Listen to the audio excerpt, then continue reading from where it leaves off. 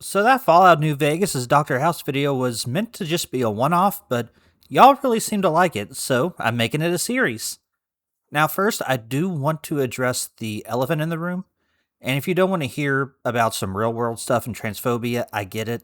If you just want to skip to the start of the run, here's the timestamp.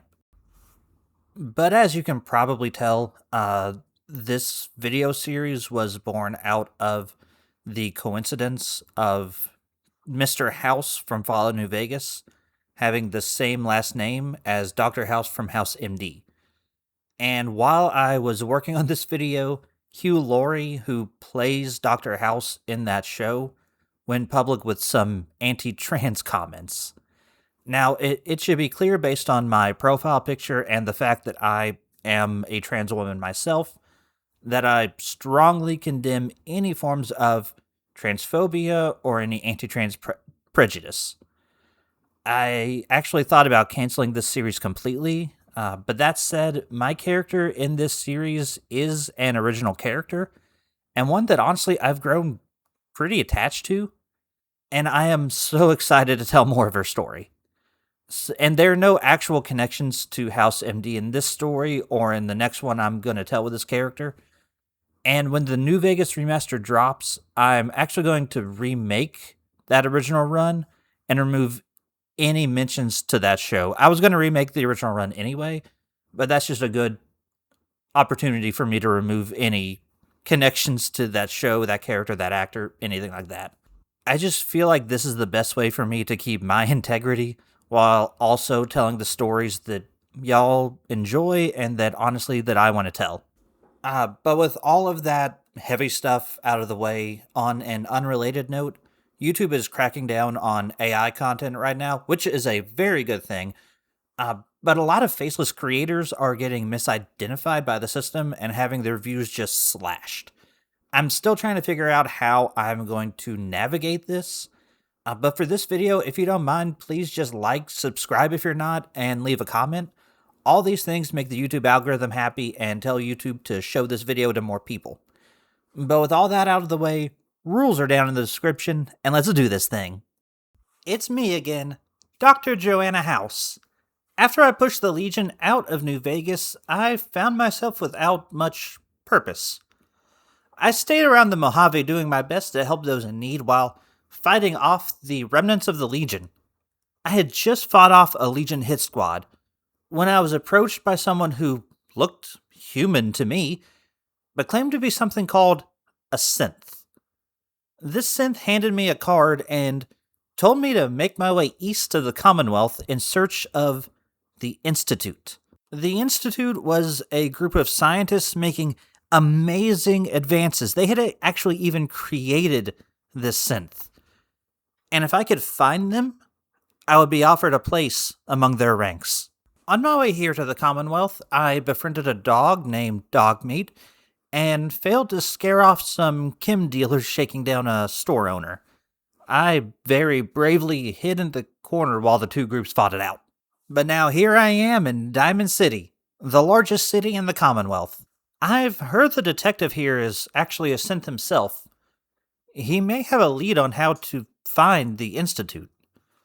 I made my way to the detective agency and encountered not the detective, but his assistant, Ellie.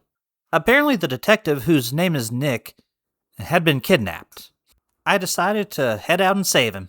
But first, I wanted to go get some new armor, and I found that armor in Concord.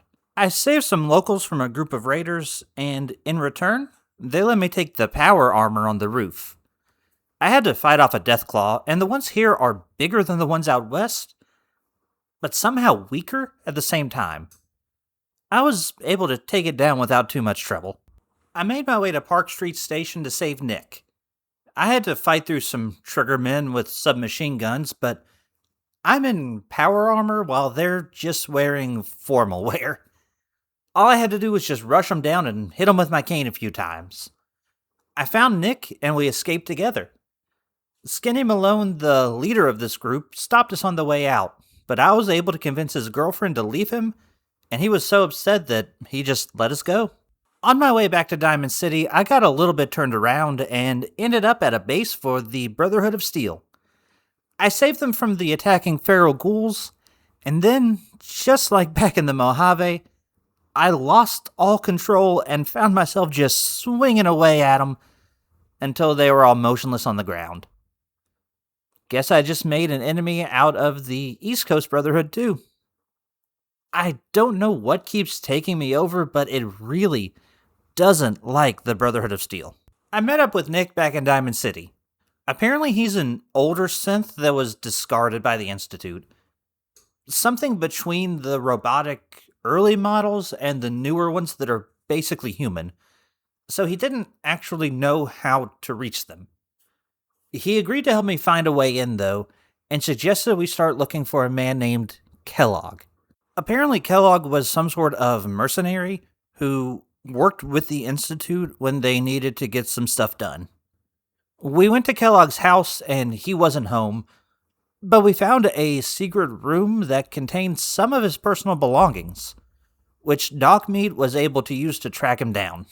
Kellogg was hiding out in Fort Hagen, surrounded by some older, more robotic synths that he had reprogrammed to serve as his personal bodyguards.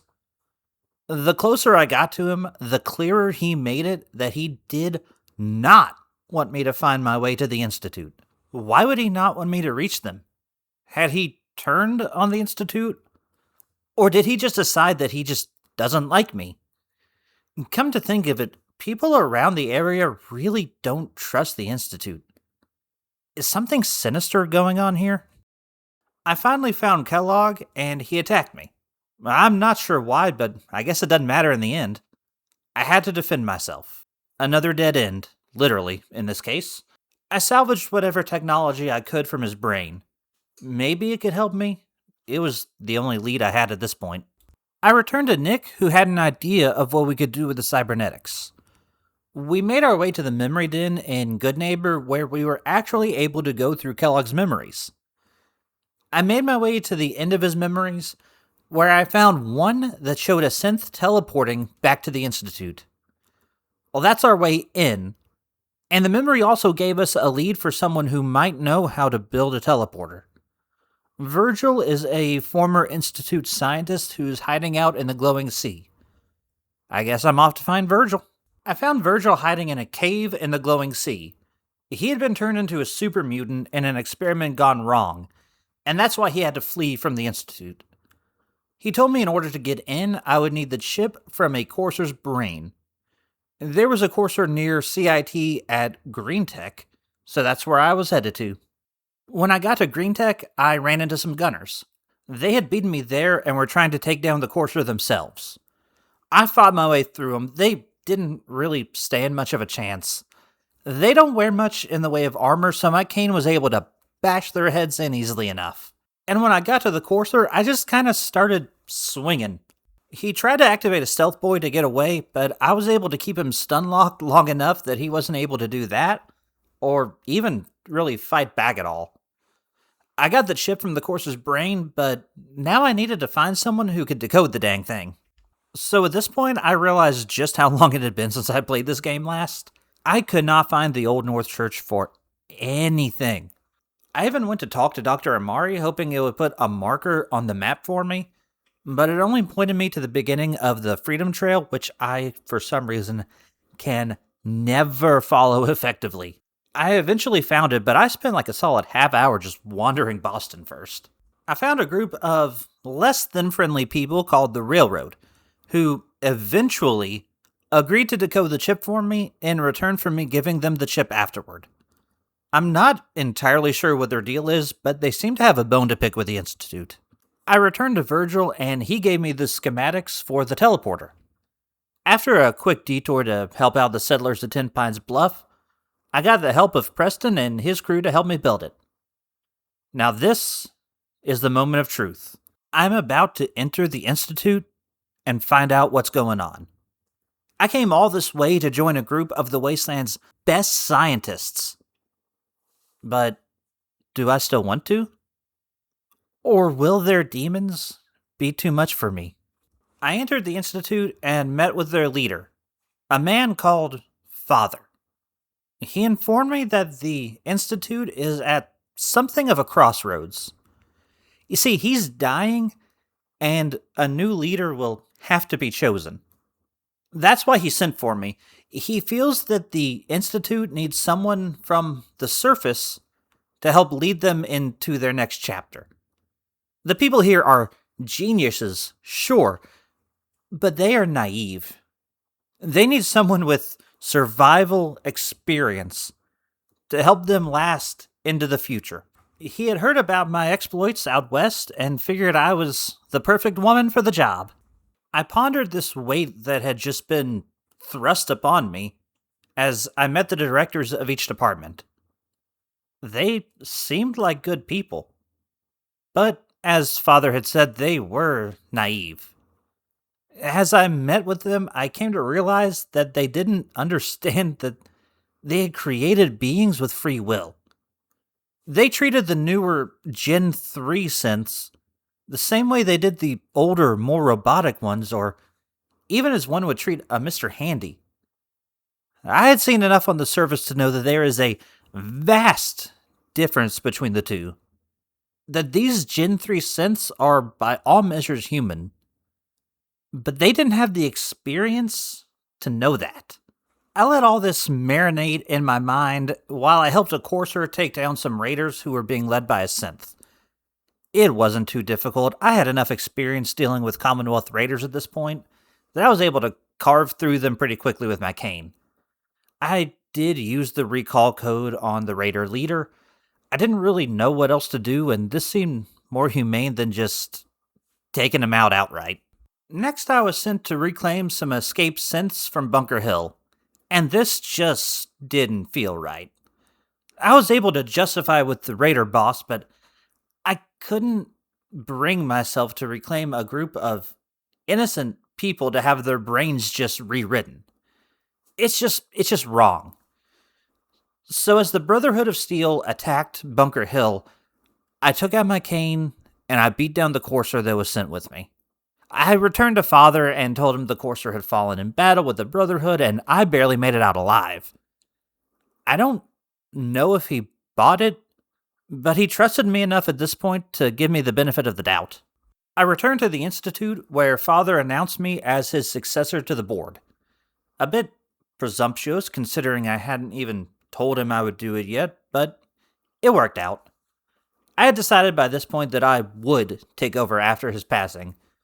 The scientists may be doing horrible things to the Gen 3 synths in their naivete, but this collection of minds can do great things for the world as long as they're given proper goals.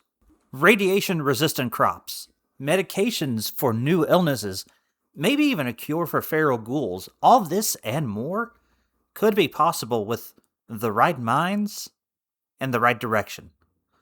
The Synth Project would have to be shut down, of course, and I don't really know how well that'll go over. That'll all have to wait, though. For now, I'm off to Mass Fusion. There's a power source there that we need to keep the Institute's power supply stable indefinitely.